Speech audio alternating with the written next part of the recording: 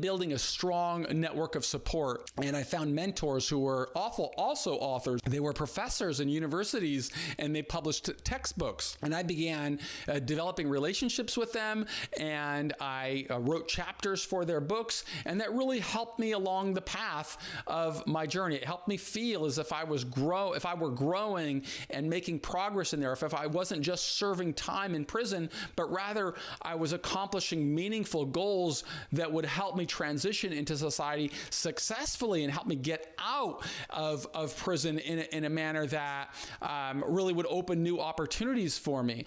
Hi, I am Michael Santos with Prison Professors, and today I'm going to be speaking about how I became an author while I was serving a 45-year sentence in prison. It's really important for our team to teach and inspire people who are going into the system and to people who are serving time so that they understand they don't have to fall into all of the negativity that pervades our nation's jails and prison system. We want people to recognize they can become stronger if they pursue a deliberate path. If you like that type of information, we encourage you to please subscribe to the Prison Professors program, and also please consider patronizing our sponsor at cbdtv.com. They provide the resources we need to continue making this type of content that will help improve the outcome of our nation's jails and prison system. We bring these programs into jails and prisons with hopes of teaching people inside how they can make decisions that will lead to a better outcome. So if you want to understand how I became an author while I was serving a 45-year sentence, I've got to take you back to the era when I began and what really inspired me and motivated me to want to get started. See, I started my sentence back in 1987. That was when Ronald Reagan was in the White House, and we were just starting the war on drugs. Later, President George Bush, the first George Bush, came into office, and he declared that drugs were really one of the biggest problems in society. And as a result, the penalties were extraordinarily severe. That was why I got sentenced to 45 years. But at the time that I started serving my sentence, we were in a different legislative period. And so the sentencing laws that existed back then are different from the sentencing laws that exist today. So on a 45-year sentence, there were a couple of factors that were going my way. One of them was that my judge would still have jurisdiction to reconsider me for a potential sentence modification. I could just file my own motion in court and ask the judge to reconsider. And that was something that was in my mind. The second thing that was in my mind is that I knew that at some point in the future, other people would be determining whether I was a worthy candidate for relief, possibly, or somebody would be determining whether I was a worthy candidate for employment. And I couldn't escape the fact that I made really bad decisions during the recklessness of youth. So I wanted to begin sowing seeds early to position myself for that better outcome. And I believed that becoming an author would help me on both fronts. One, demonstrated that I'm a worthy candidate for relief, and two, helping me to accelerate my reentry into society when that time came. And I began making these decisions very early in the sentence. I'm talking about back in 1988, so just after I got to a high security penitentiary.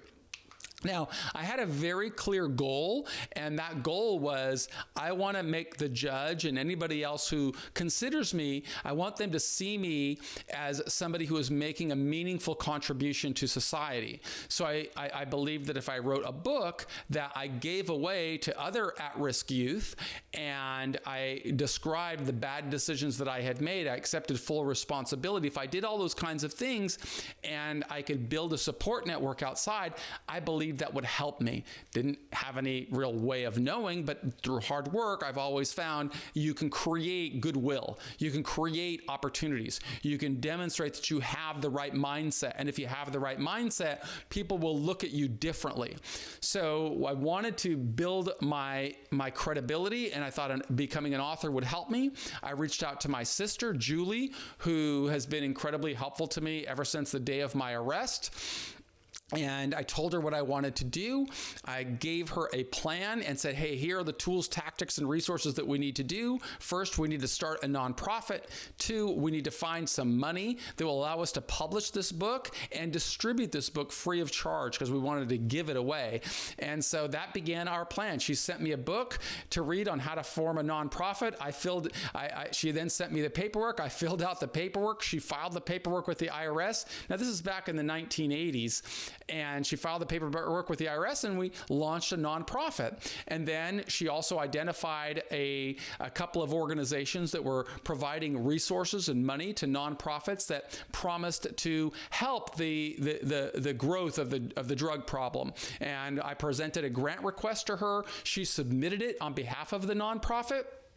And we were fortunate. We got a grant for $20,000, and that $20,000 gave me the resources I would need to not only print the book, but distribute it free of charge. And that was my plan. But one of the things that I learned while I was doing that is that I'm not a very good writer, and I don't really know what I am doing. It was a really hard work, but I kept at it. And what it caused me, at the end of it, it resulted in us having my first book, which was called Drugs and Money. We printed it, we distributed it to schools, we tried to get in the media. And, if you want to read about that whole experience, you can read about it in this other book that really chronicles my entire journey through prison. It's called Earning Freedom, Conquering a 45-Year Prison Term. And in this book, I really tell that entire story of how I worked through the journey and what I was doing while I was inside to prepare myself to come back successfully. And that's something I would encourage anybody who is going into the prison system. Think about the best possible outcome for you. For you, it may not be to become an author while you're in prison. It may be something else. But whatever your goal is, my hopes are that you will be thinking about, well, what are the strengths that I have? That's something important to consider if you want to become an author, or anything else. It's important to consider. 2, what are the weaknesses that I have? What are the difficulties and challenges that I have? What are the opportunities around me, and what are the threats that could get in the way or hinder my ability to succeed as I define success?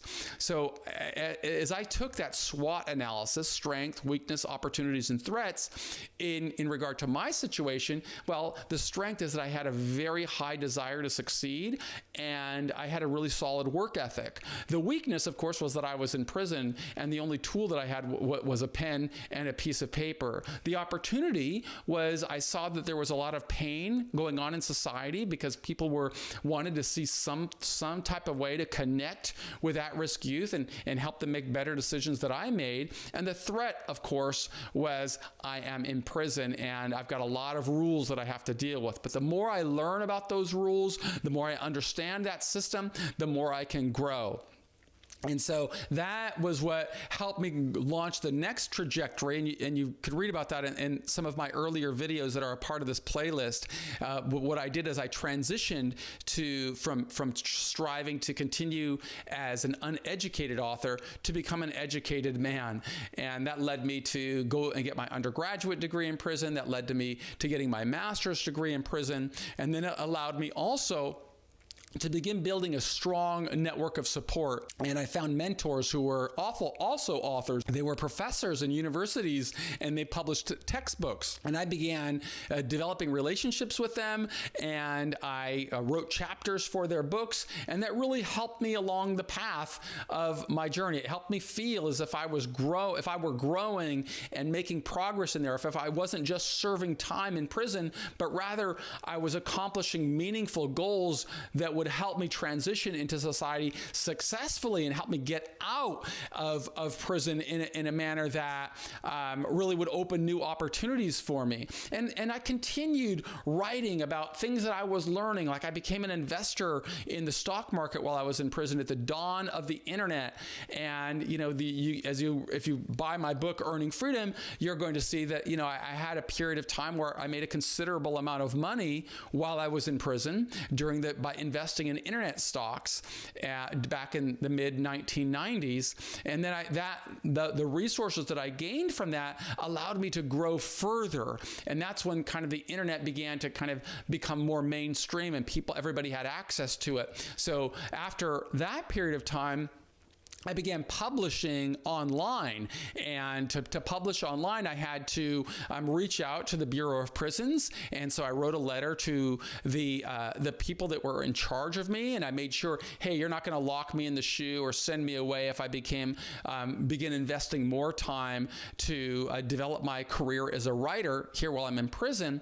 And I got a letter of opinion that said, as long as I am not making money from my books, and as long as I am not inciting violence of any kind, I would be within my First Amendment rights to publish. And in fact, in the Bureau of Prisons, there's a policy statement that expressly encourages people in prison to become authors and to write manuscripts. And they don't need to get staff approval to do it. So the key for me was, I'm a very public person. By that time, I was really all over the internet, and I didn't want to have problems. So once I got that letter of approval, I began advancing my career to become a published author, and that led me to interact with some of the mentors who had been inviting me to publish in their books. They introduced me to their publishers. And I wrote a book proposal, and that the first book proposal I led to my first book, which was called About Prison. And it was a textbook used in universities across the country. That book About Prison really opened opportunities for me. It led me to write, and that was published by Tompkins Wadsworth Publishers, which is a big academic publishing house. And then the second one I published was called Profiles from Prison, which is also published with an academic publishing house. And so it's used in universities across the country. And funny enough, by me publishing these kinds of books, my support network really started to grow. All of that is part of the architected plan that I started at the earliest days of my confinement, which was to, number one, focus on educating myself. Number two, focus on contributing to society in meaningful, measurable ways, which I did by publishing. And three, building a strong support network. Those three elements worked together. And the more successful I became in prison, the more people wanted to help me. And it's kind of funny because it was through that work that I connected with Carol, whom I married inside of a prison visiting room back in 2003, when I still had more than 10 years to go in prison.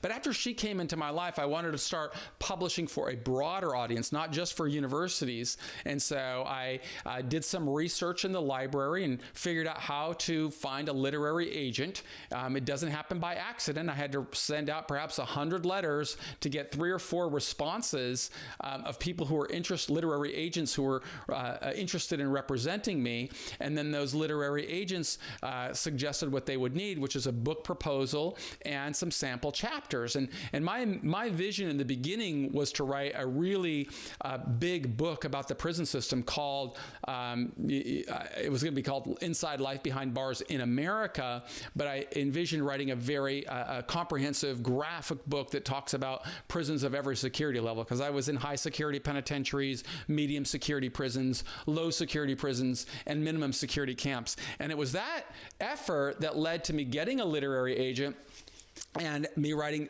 this book called Inside Life Behind Bars in America, which was published by St. Martin's Press, and it got a lot of publicity when it came out. It was reviewed in the New York Times Sunday Book Review, and also the Los Angeles Times Sunday Book Review, as well as Kirkus Reviews, and a lot of other. It got reviewed quite a bit, and so that big distribution of Inside really opened opportunities for me to grow and build more opportunities. And then after that, I decided that by then when Carol was in my life, after I'd have a contract for these books and I began earning money from these books, or rather she began earning monies for these books, or my family began earning money for the books because I couldn't take the money in my name, that was not only a well-architected pathway that would help me not only get through my 26 years in prison, but it would also help me build my career when I came home. Because I was an author,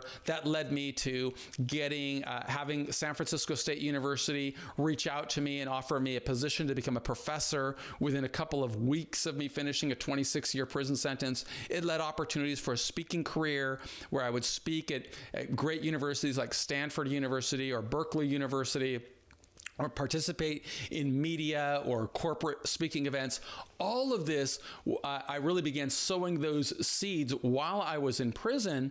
And then I started writing a number of other books, besides Earning Freedom, which tells the story of my entire journey in prison. I wrote a series of books to help other people that were going through the prison system, including, this is a companion book to Earning Freedom Prison, My 8,344th Day, which really is designed, I wrote this book to show people how to maintain a high level of energy and focus while going through every day. I wrote the Straight A Guide to Triumph, which is, one of the basics of our courses that shows people how to live values-based, goal-oriented lives. I wrote Success After Prison as a result of an invitation I received to go speak at a federal prison.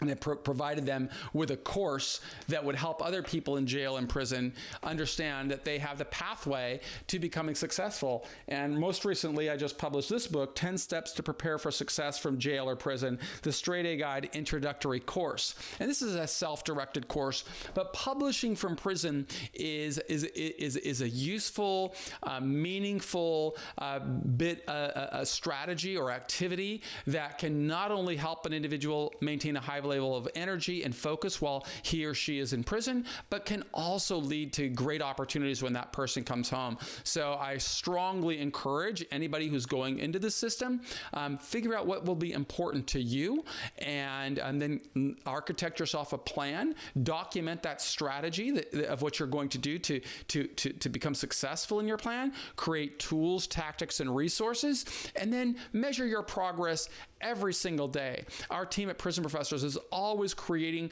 content to show people how to do that, how we did that. And we will encourage other people to do the same. Please visit us at prisonprofessors.com. Take a look at our bookstore, look at our courses, see if they could be helpful to you. You might also, I would encourage you to please subscribe to this YouTube channel so that you can get free content every single day, because all of our content is about teaching and inspiring people. We send these videos into jails and prisons with hopes of helping people inside build hope so that they know what they can become. And we really would appreciate it if you supported our sponsor at cbdtv.com.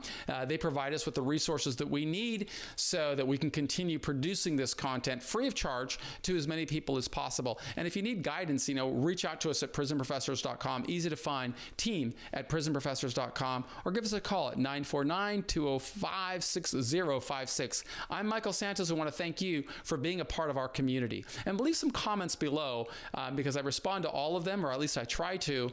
And I'm just striving to disrupt this mindset. Along with our team, we're striving to disrupt this mindset of what can become of somebody who goes into the system. Thank you.